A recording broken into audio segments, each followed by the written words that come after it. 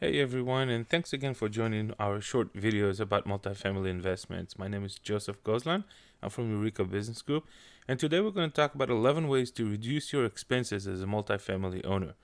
As you know, reducing expenses is very important just as much as increasing your income because it directly affects your NOI. Let's get started. So, reducing our expenses, one of the key elements where we can start reducing our expenses is taxes. So, focus on taxes first. Every year, your county will send you a new assessment for the property value and what the taxes are going to be. Some states, in areas, the counties are more aggressive. Some of them are more laid back with regulations.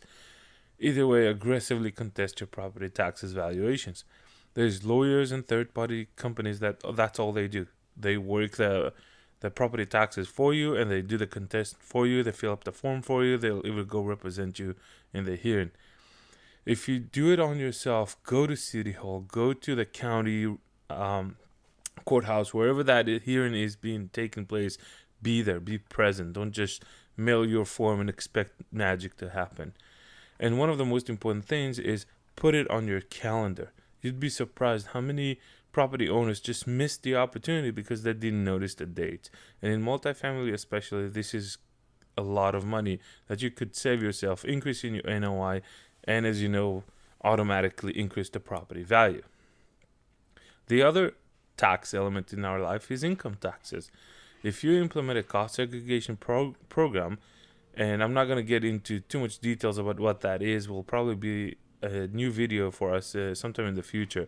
But cost segregation basically is, instead of doing a 27.5 year depreciation schedule, it breaks apart the building to its component, and then every different component like carpet and wiring and sinks and faucets and windows, all these have different lifespan based on IRS code book, which allows you to accelerate the depreciation against your property. It's extremely important that you get a CPA that knows how to leverage it. If your CPA doesn't know what cost segregation is, you might want to consider a CPA that is more knowledgeable about real estate and multifamily specifically. It requires you to order an engineering survey. They come on site, they do all the survey to figure out what are the different components, and you have this many windows and that many sinks and so on. So you get a full breakdown at the end of the survey. It's worth the cost for the most part. Make sure you have at least $500,000 worth of a property. That's a rule of thumb where where it makes sense to order the engineering survey, but if it's not, talk to your CPA. One last important piece about cost segregation is your property management company has to be knowledgeable about it. It has to keep good records about when we replaced carpet and how much square foot of carpet, when we replaced this fixture or that fixture, when did we change the AC unit, and so on. So if they're knowledgeable about cost segregation, they will keep better records, which will help you really take advantage of the cost segregation program. The next big item on our reducing expenses list is utility bills. And it starts with water. Every property owner that has more than 5 units is pretty much obsessed with water bills. Mostly because counties are increasing the costs of water. I don't know how other states are, but Texas, the prices just go up. If you're in a smaller community, they usually buy water from a different community, which just makes the problem even more important. So first and foremost, fix any water leaks immediately. It doesn't matter if it's a faucet, if it's an overflowing toilet, if it's a bathtub, or if it's a irrigation sprinkler head. And the reason is not only for saving a lot of money, because you would be surprised how much a drip in faucet can cost, increase the cost of water, increase the consumption. It's also about leaking water. Standing water is just an invitation to other problems. Have your maintenance guy report the water meter reading, the main water meter, but once or twice a week. And the reason for that is the way cities and counties do the water consumption bills, they're usually 2 to 3 months behind. So if you have an active leak and it's running, you won't see that in your water bill until it's 2 3 months too late. And in that case, now you can have at least 2-3 months of extremely high water bills, even though you'll go out and you'll fix it immediately. So keeping an eye on your water meter will help you identify fluctuation, unnatural fluctuation in the water consumption. This one is pretty obvious. Install low flow toilets, faucets, shower heads, right? Even if the tenants are paying, if you have a rub system in place or they have their own meter, you want to put this in. The reason is, if you can tell the tenants when they come in and potential applicants, you tell them the water bills are cheaper, it's less cost for the tenant, makes your property more attractive. That's another way to increase your attractiveness of the property. But again, if you're paying the water, and most of the properties out there has a single big water meter for the entire property, that's a way to save water. Maintenance free or low maintenance landscaping, especially important in the hot states, but important really everywhere. If you don't have lots and lots and lots of grass everywhere, you don't have to water that grass all day long. This one is a little bit uncommon advice that you would see for reducing expenses, but if you don't have an automatic irrigation system across the property, installing rain barrels to collect water from the gutters will help you save water for irrigation.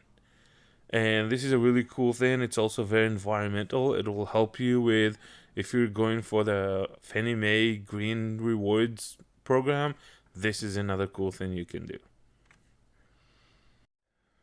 Sticking with our theme of reducing utility bills, if you air seal and insulate your attics and your roof access, that helps reduce the overall energy consumption in winter and in the summer.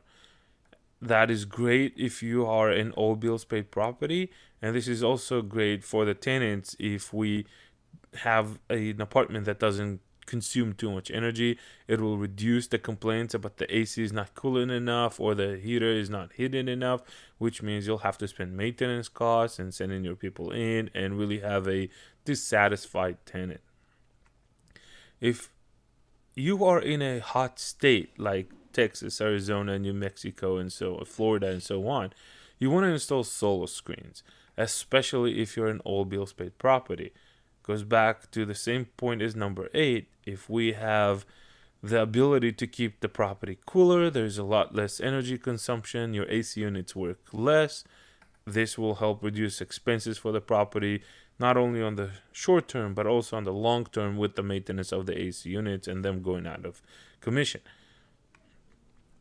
Switch to LED lighting in all common areas. This sounds like a very simple thing. It is. It's simple, it's cheap, and it's working.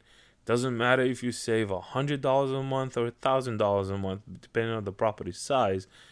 It's easy. LED light keeps running longer. They're better with energy usage, and they are brighter. So you get all the benefits of reducing expenses, longer term longevity of the light fixtures, and better environment, better safer community. One last thing that we're talking about in our 11 ways to reduce expenses is put your exterior lights on timers. I don't know how many times I went on property tours in the middle of the day and it's noon, the sun is in the middle of the sky, and I see the exterior lights working. This is a negligence of the property owner. He is paying for electricity, turning on lights in the middle of the day. There's no point in that. That's what timers are for. It's not that expensive to put in place, and it will save you money. Wrapping this up, my name is Joseph Goslan from Eureka Business Group. I would like to thank you for taking the time and watching this video. If you don't mind, subscribe to our YouTube channel. We will appreciate it a lot, and you can always leave comments on the videos for us. We also have a website, ebgtexas.com. You can sign up for our e-newsletter about multifamily news.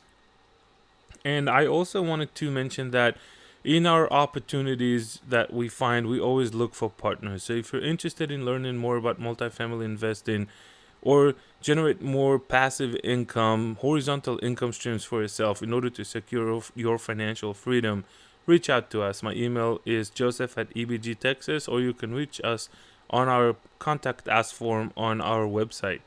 Thanks again, and we'll see you soon with another video.